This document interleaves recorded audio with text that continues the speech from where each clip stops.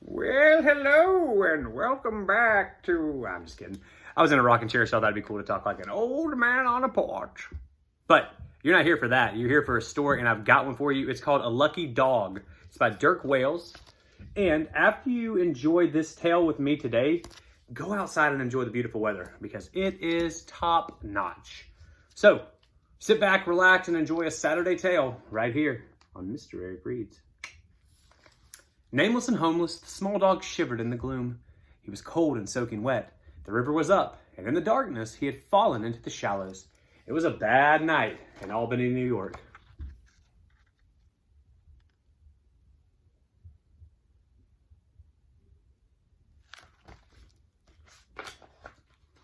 But here was a lucky find, a space out of the weather. The dog wondered about the piles of gray bags. What could they be? Whatever they were, they smelled good, and the room was warm.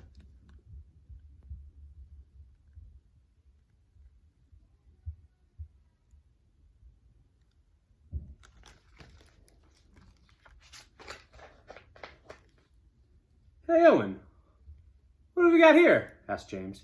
It's a cute little puppy, Owen replied. Boy, it was cold last night. I guess it was lucky the back door wasn't shut. So Owen looked around to see if any of the supervisors were near, because it was against the rules to have animals in the post office.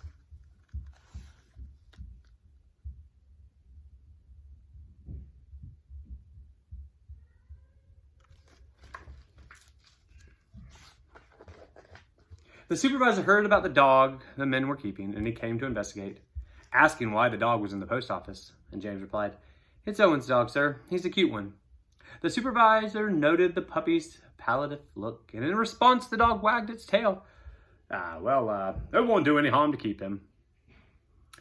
And then Owen said, "It seems to love the mailbags, and he just needs a place to stay. And he needs some friends," said James.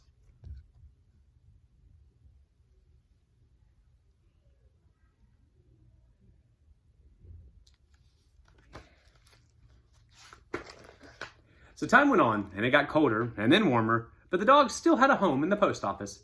And now he had a name too. Owney, for Owen's dog. He was allowed to go everywhere the postal workers went, and one day, while watching them load a rail car with mailbags, he jumped in.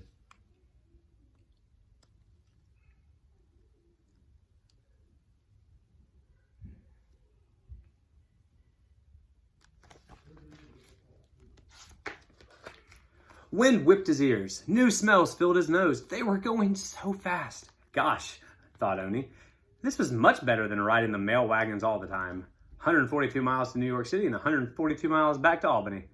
That was a long way in 1889. What a lucky dog.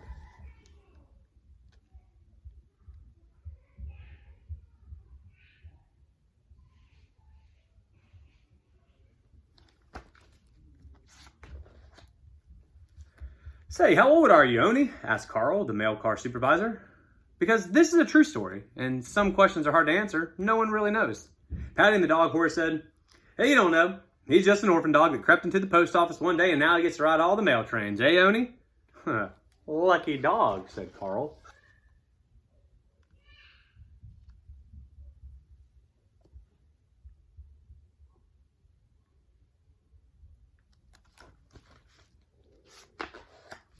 Owney had adventures at home, too. One day, everyone thought he was missing. The mail clerks unloading the mail expected Owney to be on the wagon because he was always so responsible and dependable. He was always where he was supposed to be. But to make things worse, there was a missing mailbag, too. Uh-oh. A double mystery.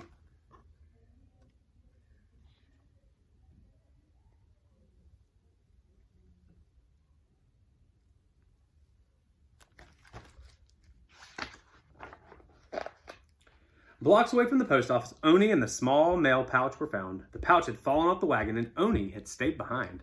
Someone had to protect the mail, he thought. And then he was listed in the paper. "Mail mascot in Albany saves mail," the headline read. "You know, little friend, I was really worried about you," Owen said. "You may be here now, but you had scared me there."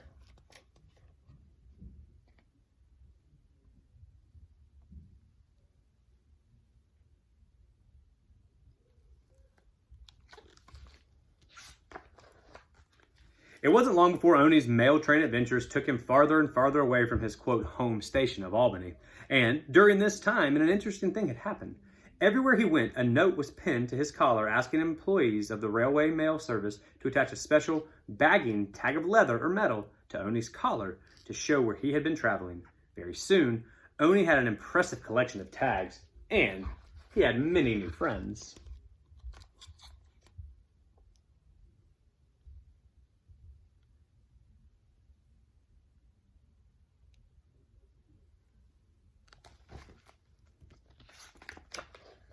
New friends like Winona Kilbridge of Los Angeles Kennel Club, who gave him a medal for being the, quote, best traveled dog of 1893.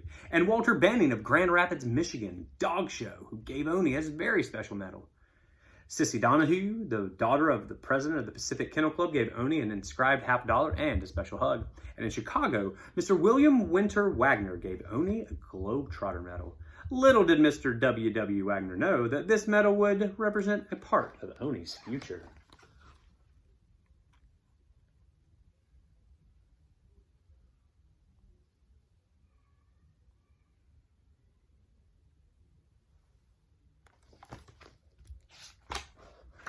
Finally, Owney met the Postmaster General, John Wanamaker, who made a long speech about how Owney was now the official mascot of the Rail Mail Service. He presented Owney with a very special jacket to carry his many awards and baggage tags.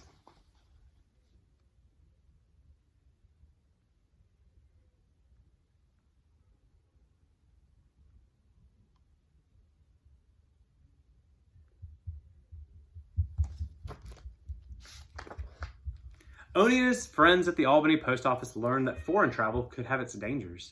On a trip to Canada, Owney followed the mail bags into the post office in Montreal and was seized for not having a Canadian dog license.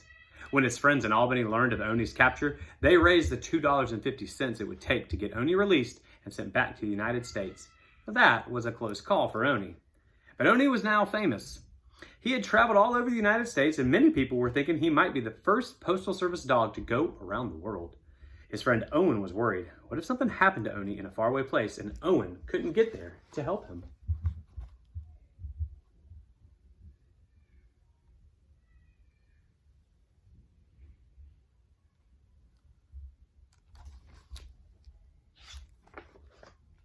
Still, one sunny morning in August, Owney boarded a ship and began the adventure of his life. Wearing his bagging tag collection with a tiny suitcase containing a small sleeping blanket, comb, and brush, he departed August 19th, 1895 and ended on December 29th, 1895. He was greeted at home by hundreds of admirers, and he gained 6 pounds, and he traveled around the world in 132 days, and he made scores of new friends, was issued a Japanese imperial passport, and traveled over 143,000 miles by steamship and train.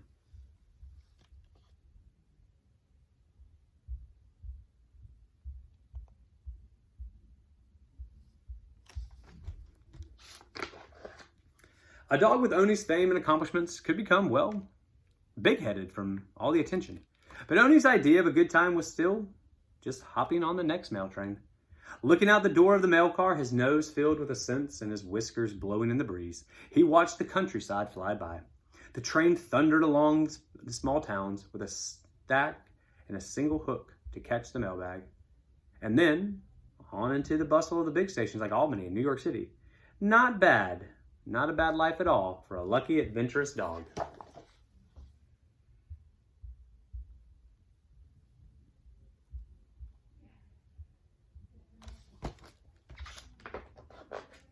During his life, Owney was a living good luck charm. When Owney was riding the rails between 1888 and 1897, accidents were common on mail trains. And in 1893, there were more than 400 train derailments, explosions, collisions, and loss of lives of the mail train employees. During all the time that Owney rode the rails, no train he was on had an accident, nor was there a single loss of a rail mail employee's life. Owney was, in more ways than one, a lucky dog.